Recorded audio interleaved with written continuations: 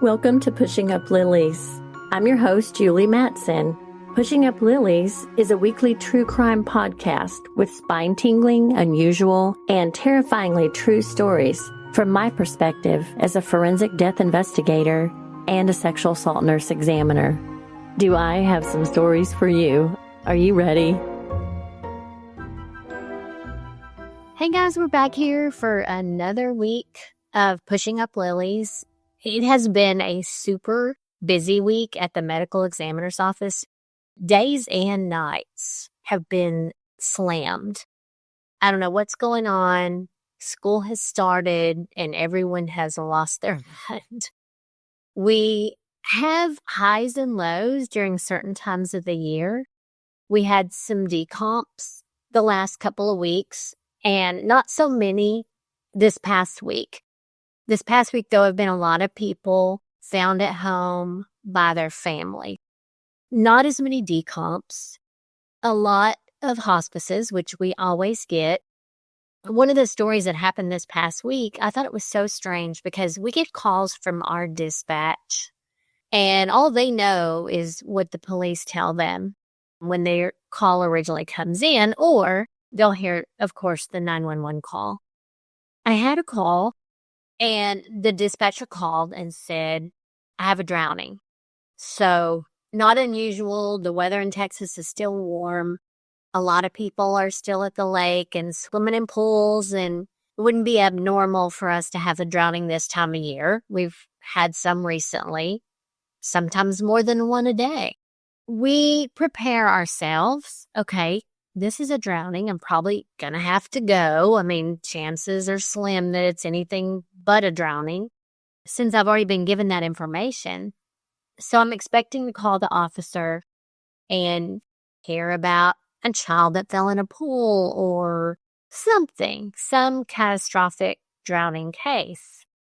Long story short, it was a female, a young female in her 50s, who was sitting on the commode and actually collapsed while she was sitting there. I don't like to use the word fall. She fell face forward and her head went into the bathtub. So you can kind of picture the way I do. Her bathtub's in front of her, and some of these bathrooms are super small. So her head went into the bathtub. Well, there was no water in the bathtub. And the bathtub was completely dry. There had not been water in the bathtub. The bathtub was not drained. And so, of course, as the officer is telling me his side of the story, after I'd already been told by dispatch that it was a drowning, I have a lot of questions. I'm wanting, first of all, is the tub dry? Was there any water in there? Did you have to let it out? If so, was her head submerged? I mean, I asked a lot of questions, and come to find out the tub was dry. There was never any water in it. Her head just landed in the bathtub. Somehow, between the officer and dispatch and me, that entire story got changed. And that's what we run into a lot of times when we're getting reports. We run into it at the hospital. I think I told y'all about this once before, where we're told that someone's driving a completely different vehicle. We're told they're the driver. We're told they're hit head on. We're given this humongous story of what happened. And then by the time we talk to family, or by the time we talk to DPS who worked the accident, it is nothing like the story that we were originally told. So this is why we don't always just interview one person. We do talk to the family. We do talk to the police. We do talk to witnesses. And this is why, because we want to get the complete story, because it does make a difference. Imagine if I had believed that this was a drowning. I would have gotten my car and driven all the way to, I think it was in Dallas, and gotten there and found that I didn't even need to go. And that's why it's always important to me when I call the police initially to get my report that I ask them all those questions. Because the reality of it is a lot of people don't know when we respond. They don't know why we respond. And they have no idea what the criteria is. So they just assume it's a dead body and I'm going to go. Many times I'll get a call that says, the police are ready for you to come to the scene. And I'm like, whoa, whoa, whoa, whoa. What scene are we talking about? Where are we? What's going on? And it's a hospice at a nursing home without a nurse present or something, And so we like to get all the information. And I do this before I get to the scene. And the reason is because many times when I get to the scene, it's hectic. Nobody knows who's in charge. Multiple people think they're in charge. I, again, get multiple stories from multiple different people. So I like to talk to the responding officer, who is the first on scene, gets to the scene, and then that's the person that calls me. And so I like to ask them all the questions before confusion hits, before family shows up, before they lose their attention span, or before they get sidetracked by all the other things going on. When transport gets there and family shows up and the apartment complex manager's there and here comes maintenance and then a couple of neighbors knock on the door, stuff just happens and it starts to get busy. It starts to get hectic. And so I like to get all the information before all that takes place. It makes my life easier because I sit down at my computer and I put a lot of my information in before I leave. One reason is because if my doctor wants to look ahead to see what's coming in, he has a little bit of information. He knows where I'm going to get the body. He knows why I'm bringing the body in. And he can plan his day if he needs to do an exam on that person that particular day. So it's just kind of, we all have our own way of doing things, and many people like to get to the scene and ask the questions. Me personally, I like to get as much information as I can before I leave. I'm curious, are y'all like me, or are y'all more like other people where you feel like you would just want to get there and get all the information? Because I like to be somewhat organized, and like I said, I like to sit down and type my report before I leave, just so that I've filled in all the blanks and I know what's missing. I know what questions still need to be asked when I get there. And I don't have to spend a lot of time on scene. I mean, the family doesn't want me there. The police are probably ready to leave. 9 times out of 10, by the time they've called me, they've been there for 2 or 3 hours. Longer if crime scene is involved or if it's a homicide. And so I get everything ready before I leave. I am ready to walk in, take my pictures, do all the things, and get out of there. And it's not because I'm in a hurry. I still do my job meticulously, and I'm very careful that I don't leave any steps out. But I just kind of try to make it as easy on the family. We're invading their space. Many times it's not even the home of the person that died. It's someone else's home. People die at their family members' homes, and it just disrupts their life, and it will continue to disrupt their life. But I just like to move on. But this week, I want to talk about Blessence Pearl. And I don't know if y'all have heard about her. This is a really recent story. So this happened on August the 9th of this year. It was a quiet Saturday morning, and funeral home staff walked to a hearse that was parked outside of the funeral home. And in Alabama, it's still hot. It's still warm. The air is thick. No breeze whatsoever. Funeral home workers opened the hearse expecting nothing. They're starting their day. Shouldn't be anything in there. They spotted what looked like a doll. It looked very lifelike and was not moving. And then when they reached in, they realized it wasn't a doll at all. It was actually the body of a child, and it was a little girl, and she was only 1 year old. Her name was Blessence Pearl. And within hours, the discovery would shake not just Gadsden, but the entire state of Alabama. Soon after, the police would accuse her own mother, 29-year-old Terica Pearl, of murdering her baby and leaving her body in the hearse. Today, we're looking into this haunting case. We're going to look into the death of Blessence Pearl. the charges against her mother, and then the trail of questions. Now, the West Gadsden Funeral Home had obviously seen death before. They were used to grief, and they were used to the quiet rituals that kind of accompany loss when it occurs. But nothing really could have prepared them for what they found that morning. I mean, could you imagine being a funeral home worker, walking outside and finding what you thought was a doll inside the car? Remember, Alabama, August, hot, and then discovering that it was actually a child. So the hearse was unlocked and had been, I'm assuming left unlocked. Inside was this small body lying motionless, and it was so still and so out of place. One staff member later said that she would never forget it. She would never forget the image that was burned into her mind, followed by, I'm sure, shock. She called the police.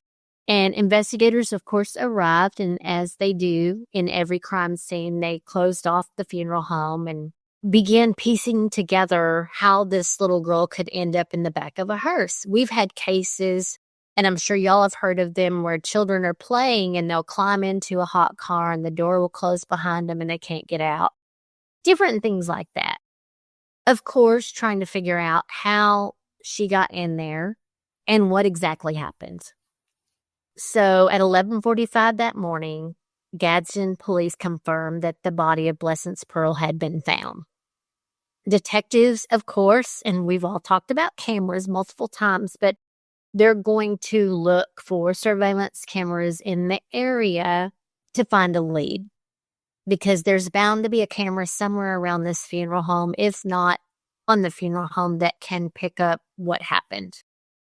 Footage actually showed Terica Pearl, who was Blessing's mother, walking in the early hours of the morning, around 2:30 in the morning. It's like, who goes walking at 2:30 in the morning? She was carrying her daughter. Hours later, the camera picked her up again, and this time she was walking alone. Question is, what happened between those moments? Investigators traced Pearl's movements, and they spoke with neighbors, and they started to collect some physical evidence. At Terica's home, police found a robe. The string that once cinched it around the waist had been torn, and so forensic teams compared fibers from that rope to the material found around Blessing's neck, and that actually matched. Medical examiner later confirmed what investigators already suspected. Now, by 1:48 a.m. the next day, barely 12 hours later, police arrested Terica Pearl, and she was booked into Etowah County Jail on a charge of capital murder and held without bond. Sorry again if I mispronounce words, y'all. I'm from Texas, so every word in Texas has 3 or 4 syllables. But yeah, I know I've had people tell me before that I misspelled or misspoke, and I apologize in advance if that happens. Anyway, days later, after this event, the case moved into the courtroom, and Pearl stood before a judge as prosecutors laid out their evidence. They, of course, had surveillance footage. They had the footage of her walking with her child and then walking back by the camera without her child. They had the ripped robe string, and then they had the child's body, which was covered in evidence. Obviously, again, the fibers from that robe were found around her neck, so it's hard to defend yourself. As investigators testified that the robe's torn string appeared consistent with what was wrapped around the baby's neck, court records noted Pearl's reaction. She was emotional, as you would expect her to be, distraught at times. Her defense team kind of pushed back. They wanted records from the Department of Human Services. They argued that the files might be luminous to her state of mind and the case against her, but the judge was pretty firm. Under Alabama law, capital murder suspects are not entitled to bond. So Pearl would remain behind bars as the case proceeded. I love this because I always wondered, how is it that someone is accused of murder and then they're released on bond to roam around and walk free for months until the case goes to trial? But this wasn't just another murder case. It was the mother accused of killing her own child. And not only that, abandoning her body in one of the most haunting places. I mean, it's one thing to put her in a car, but in the middle of summer, it's just unimaginable. The news of the tragedy spread very quick around Gadsden. Neighbors were really kind of stunned. Some said that they had seen Terica with her daughter, and she seemed pretty normal. Nothing really seemed strange. But others admitted that there had been some talk about her struggles, and they knew a little, very little, but a little bit about her and a little bit about the issues that she had had. Now, at the West Gadsden Funeral Home, staff members who discovered the body, they were completely shook. I mean, as you can imagine. Owner Dantes Robinson later described the scene, recalling how his employees thought the baby was a doll. Community members gathered for a candlelight vigil in memory of Blessence Pearl. Speakers prayed and cried and called for justice, and one neighbor actually said, "This could have been my family." I mean, you don't know. At this point, no one really had known what happened, who did it, what was going on. But the Gadsden mayor, Craig Ford, said that, of course, the arrest couldn't erase the pain, but it was at least a step towards accountability. Trying to get answers. The grief in the community, overwhelming. I mean, when there's a death in general, but especially a 1-year-old, an innocent 1-year-old child, they were very angry. They didn't understand how it could happen, and how could a 29-year-old mother take the life of someone whose life she created. So a little bit about Terica Pearl. She was 29 years old at the time of her arrest. On social media, many times she posted about the challenges of parenting, sometimes kind of hinting that she had some mental health struggles. There was a lot going on, and she had a heavy weight of responsibility. We find that sometimes this does happen. People will post on social media, and I know sometimes we all see people that they seem to be asking for help, but then again, we're like, nah, that person, is fine. Like, they don't need us. I see them all the time. Their life seems perfect, or, we never know what's going on behind closed doors. We never know what's going on in someone's mind.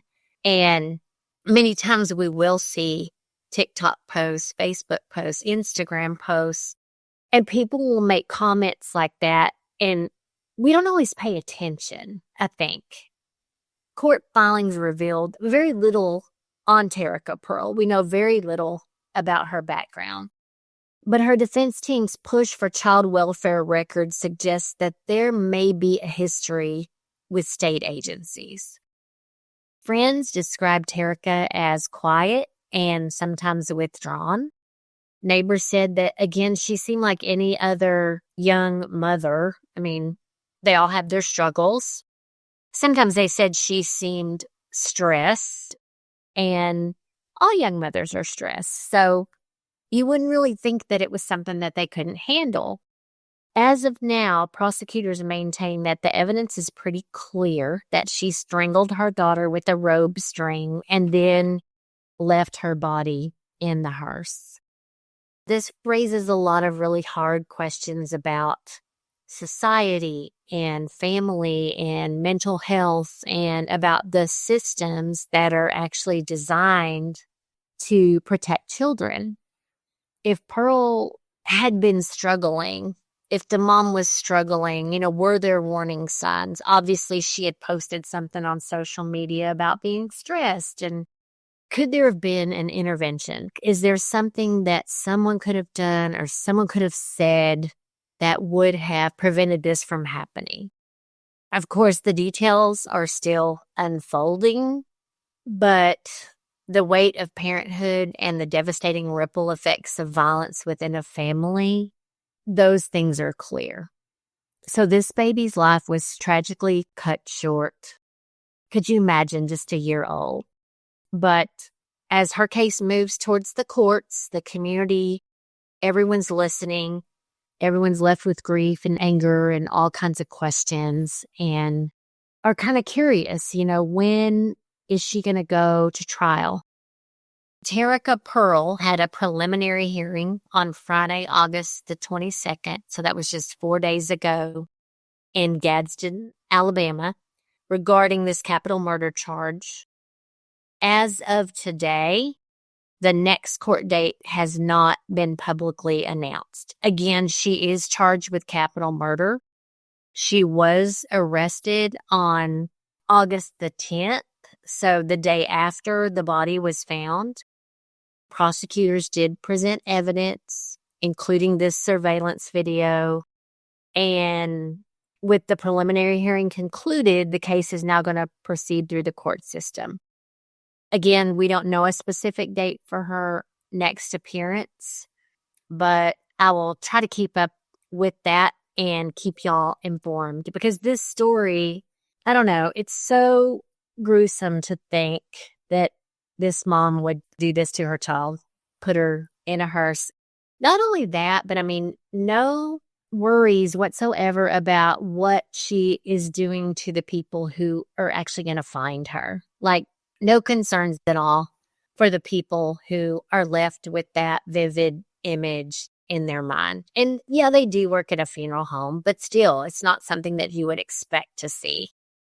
She was found that morning. It sounds like that maybe it occurred just the night before, so she hadn't been there a really long time. Thank goodness, because I would hate to think that it was a weekend, the funeral home wasn't busy, and she was in that hearse for days or even longer. It's always hard, the death of kids, especially if it's not accidental and we find, cases like this where someone does it on purpose. It's just horrifying. These are cases as death investigators that we absolutely can't stand. They do happen. And when we get the call at the office, we're like, please, please, please, no, don't be a baby, don't be a child. Because those are they're the hardest. I think one of my hardest days at the medical examiner's office was, I think I told y'all before, but I'm going to say it again. I had 3 babies in the ER at one time. 1 was SIDS and 2 were siblings that were in a car accident. That was probably the hardest shift for me ever.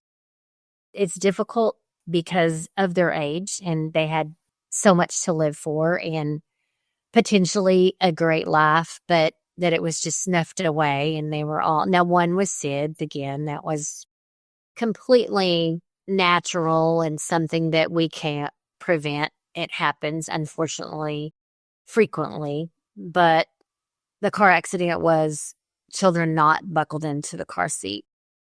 It makes me angry when parents do not take on the responsibility of having or taking care of a child. So I'm sure y'all feel the same way. It is really aggravating, and I'm glad that this woman was arrested quickly, and I'm glad that she can't get out on bond. I'm glad she's stuck in jail, and she's going to have to await her trial. I don't see any possibility of her getting out of jail. We say that Blessence was a year old. She was 21 months old, so she was 3 months away from being 2. And so, poor little girl.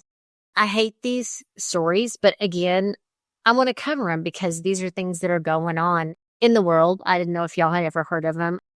Again, this funeral home is accustomed to seeing bodies all the time, but this was definitely something that they had never seen before and hope they never see again. Wanted to remind y'all that October 11th is the first annual Pushing Up Lilies Murder Mystery Dinner at Prairie House in Crossroads. They did have a fire out there a couple of weeks ago. It was in the kitchen. I think everything is back to normal now, and it will definitely be back to normal by the time we have the event. If you have not bought your tickets, I encourage you to go online and purchase them as soon as possible. They are going quickly. I think there's only a few left. Don't forget to go online at Eventbrite, or I think I have a link on my Facebook page too, which is Pushing Up Lilies. And please send your friends to subscribe. I think I'm going to try to start a TikTok. I'm trying to get better at social media, y'all. I'm not good at social media. I'm trying to learn. I'm old school. Like we were talking the other day at work about how we didn't have cell phones when we were younger. If I had a cell phone when my kids were babies and I could video all the cool things that my daughter's getting videos of my granddaughter, I would be in heaven.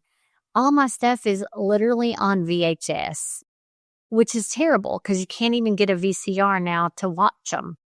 But I encourage you to go get the tickets as soon as possible. And also, don't forget to shop the Murder Merch store.